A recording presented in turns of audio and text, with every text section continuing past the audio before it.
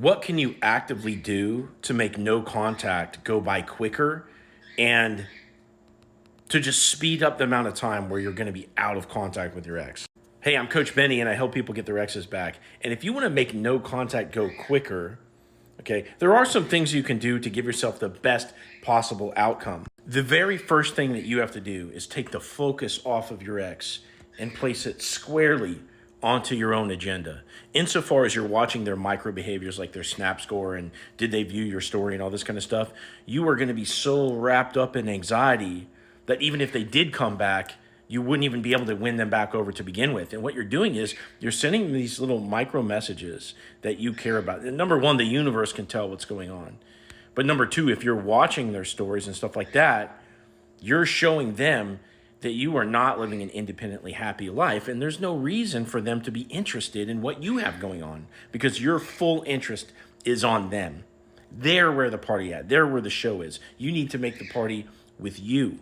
So stop watching the social media, start posting as if they're watching you, and start living that really fucking cool life that consumes your focus and your bandwidth to where, you're just kind of like, yes, you're in no contact, but you're not solely focused on, your ex's every little move. Now, what are you doing with that time? If the party is with you and you're the one putting on the show, what kind of show are you putting on for your ex to watch? Okay, if you're leaning heavy into jealousy and nightlife and all this kind of stuff, and you're doing that on the beginning side of the breakup, you're making a mistake. It's showing reactivity. It's showing that you're trying to get, some kind of reaction out of them, and they're not going to go for that. Okay, but what other kind of show can you put on? Well, you can be really into your hobbies right now. Imagine you just all of a sudden took on a new hobby. Let's say you started kickboxing. Not only are you getting fitness and you're getting confidence, but you're also making a bunch of friends, and you probably have a group photo to post after each class because you just took up kickboxing, for example. Maybe you're reading books and you learned something really new and insightful this morning, so you highlight the page in the book and you post that. And again, what you're doing is you're showing movement in your life and you're demonstrating that you're independently happy. And again, the show is with you. The party is with you. Give them a reason to come back around sooner.